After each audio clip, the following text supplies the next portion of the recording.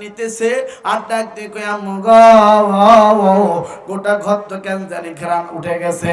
মা এত সুন্দর গোল রুটি আমি তো জীবনে দেখি নাই, মা এত সুন্দর গোল রুটি তো আমি দেখি নাই, এই রুটি কই থেকে আসলো?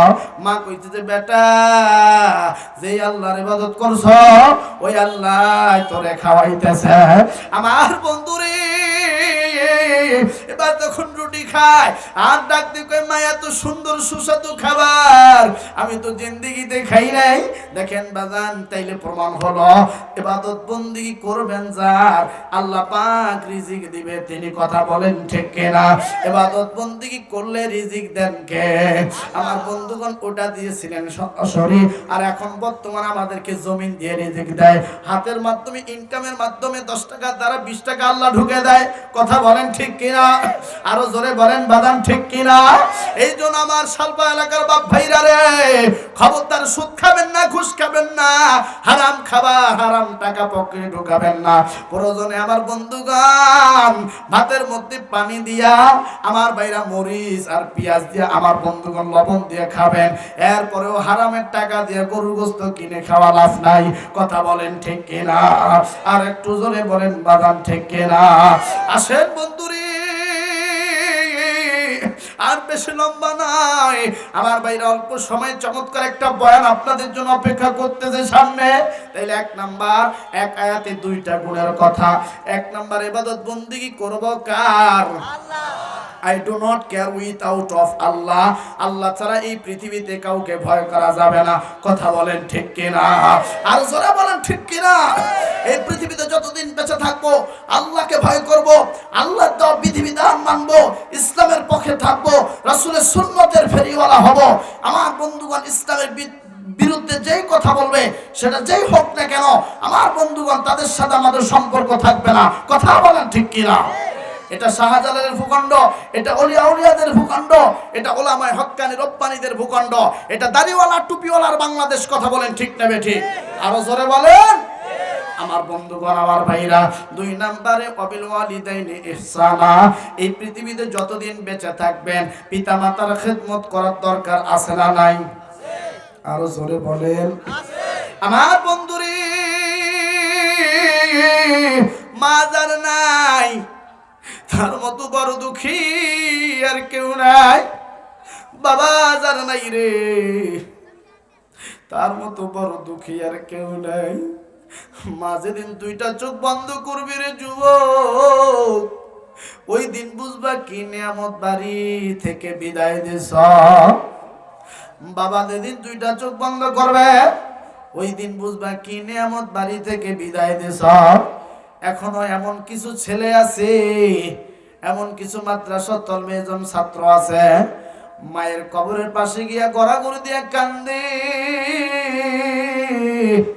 আর ডাক দি কয় মা গো, আমাকে কার কাছে রাইখা গেলা? বাবা আমাকে কার কাছে রাইখা গেলা? এই জন্য বাজান আল্লাহ বলছে আমার ইবাদত যেমন ফরজ করে দিছি, মা বাবার খেদমতকেও আমি আল্লাহ ফরজ করে দিছি। এরে শেরপুরের বন্ধুরে, মা যার নাই তার মতো বড় দুঃখী আর কেউ নাই। হাজার হাজার কোটি টাকা যদি ইনকাম করো আর বাপ মা যদি কষ্ট দাও, আল্লাহর আরশ কেঁপে যাবে। ওই টাকার মধ্যে বিন্দু পরিমাণ বরকত থাকবে না। টাকা হারাইলে টাকা পাওয়া যায়, সম্পত্তি হারাইলে সম্পত্তি পাওয়া যায়, কিন্তু বাজান রে, মা যেদিন হারাই যাবে এরকম মা খুঁজে পাবে না। বাবা যেদিন হারাই যাবে ওই রকম বাবা কিন্তু খুঁজে পাবা না।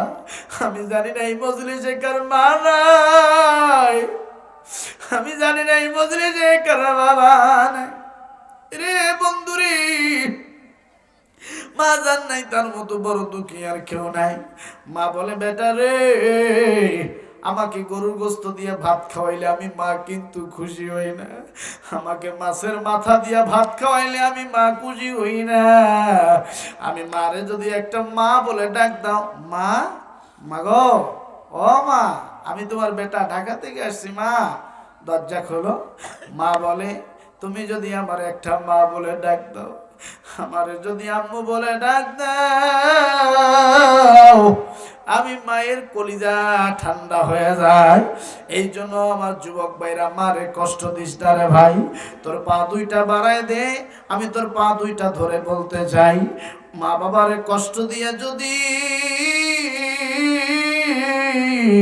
100 বার হজ করে আসা, বাবাকে কষ্ট দেয়া যদি 100টা গরু কুরবানির ঈদে কুরবানি করা, মা বাবাকে কষ্ট দিয়া যদি আমার বন্ধুগণ কোটি কোটি লক্ষ লক্ষ টাকা যাকাত দাও, কিন্তু মা যদি নারাজ থাকে, মা যদি অসন্তুষ্ট থাকে, বাবা যদি অসন্তুষ্ট থাকে, বাজান আল্লাহর জান্নাত পাবা না, আল্লাহ জান্নাত পাইবা না। আমার বন্ধুরি, এক বাবা সন্তানকে ছোট থেকে লালন পালন করে। আমার বন্ধুগণ, এই সন্তান আমার বন্ধুগণ নাকে যখন ময়লা বের হয়, নাক ঝেড়ে নাক পরিষ্কার করে দিত।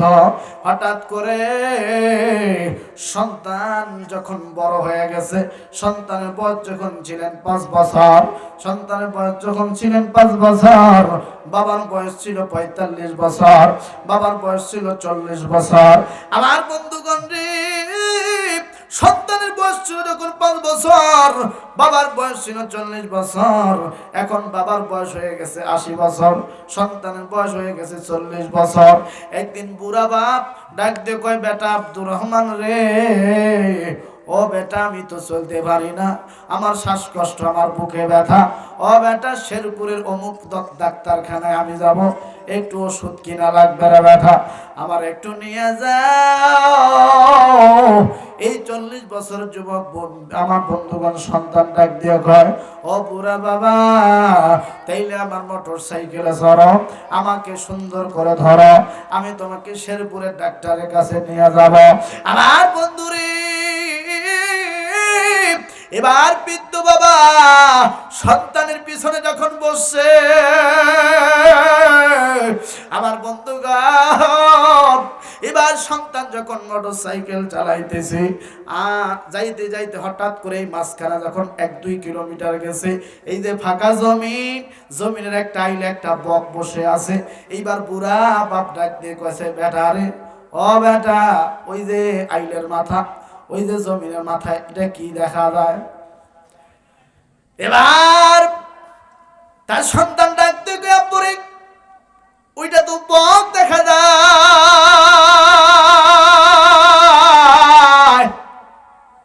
আবার যখন বুড়া বাপ বলল, বেটা রে, আমি আর একবার দেখতে চাই, ওইটা কি দেখা যায়? সন্তান বলে, এইটা বক দেখা যায়। আবার বলতেছে, আব্বু ওইটা কি দেখা যায়? ওইটা বক দেখা যায়। যখন 4 বার বলতে গেছে, সন্তান এবার ধমক দিছে, বুড়া তুই চুপ করে বসে আছিস, বসে থাক, কি লাগাইছস খালি বারবার কস, ওইটা কি দেখা যায়, ওইটা কি দেখা যায়? বুড়া মানুষ বুড়ার মতো থাক, ডাক্তারের কাছে নিয়ে যাইতে ঔষধ আনতে, আর তুমি খালি ফেতলা বাড়ো। এবার আমার বন্ধুরে, বুড়া পিছনে কান্দে, চোখের পানি ছেড়ে দিয়া শিশু বাচ্চার মতো কান্দে। সন্তান কিন্তু বুঝতে পারে নাই। হঠাৎ করে চিন্তা করে পিছনে ফুপায় কেড়ে, পিছনে মোটরসাইকেল ব্রেক দিয়া পিছনে ঘুরে দেখে বুড়া বাপ কান্দে, আর লাঠি ধরে আস্তে করে মোটরসাইকেল থেকে নেমে শিশু বাচ্চার মতো মুখ ভাঁজ করে কান্দে। সন্তান ডাকতে গিয়ে, আব্বা রে, আপনি কেন কান্দেন? আপনি কেন কান্দেন? ব্যাপারটা কি জানতে চাই। এবার বৃদ্ধ বাবা ডাক দিয়ে কই, বেটা রে, যখন তোর বয়স ছিল 5 বছর, আমার ফট করে খেয়াল পড়ে গেল, আমি এই জায়গা দিয়ে তোরে সাইকেলে করে নিয়ে গেছিলাম আজ থেকে 40 বছর আগে। এই জায়গা দিয়ে সাইকেলে করে তোরে আমি নিয়ে গেছি, আমার সাইকেলের সামনে তোরে বসাইছিলাম, কেন জানি এই রাস্তা দিয়ে যেতে আমার ওই কথাটা মনে পড়ে গেছে। আজ থেকে 40 বছর আগে আমার বয়স ছিল 40 বছর, আর বেটা তোর বয়স ছিল 5 বছর। এরে বেটা, আমি তোকে যখন সাইকেলে করে নিয়ে, বেটা রে, এই শেরপুরের বাজারে যখন তোরে নিয়ে গেছিলাম, তুমি বলছিলে, আব্বু গো, এই আইলের মাথায় কি দেখা যায়, জমিনের মাথায় কি দেখা যায়? আমি বুড়া বাপ সেদিন বলছিলাম এটা বক, তুমি আমার আমাকে বলছিলে এটা কি দেখা যায়? আমি বলছিলাম বক। একবার বলিস নাই রে বেটা, তুই 100 বারের বেশি আমাকে বলেছিলি। আমি খালি বলেছিলাম বক। আমি বাবা একবারও তোরে আমি তোরে গিজ্জা দেই নাই, ধমক দেই নাই। আজ তোর সেই স্মৃতি আমার মনে পড়েছিল। আজ আমি 3 বার বললাম বেটা তুই আমারে ধমক দিছিস, তুই আমারে গালি দিনি রে বেটা।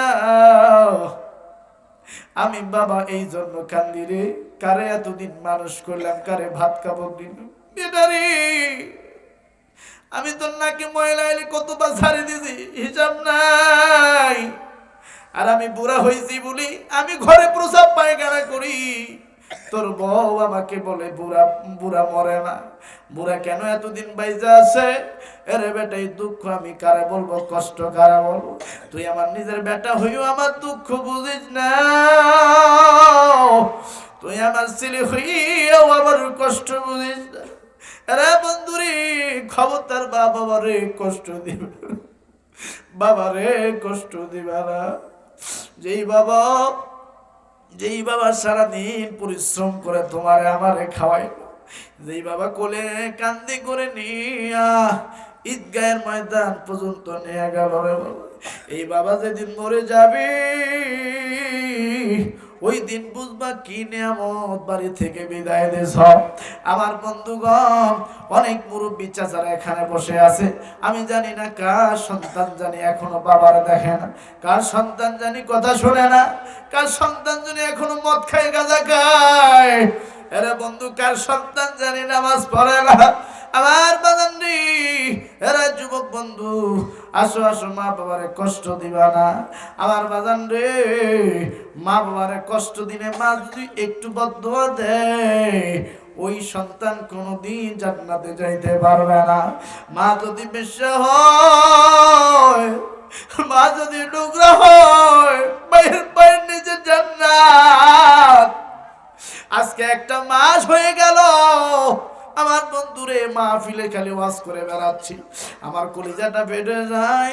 আমি আমার মাকে দেখার জন্য আমার মনটা বেকুল হয়ে গেছে। আমার মনটা চাই আমি শেরপুরে ওয়াজ করতে না গিয়ে আমি বাড়িতে যে আমার মারে দেখি, কিন্তু বাজার সুযোগ নাই। মায়ের কথা মনে পড়লে বুকটা ভেড়ে যায়, বাবার কথা মনে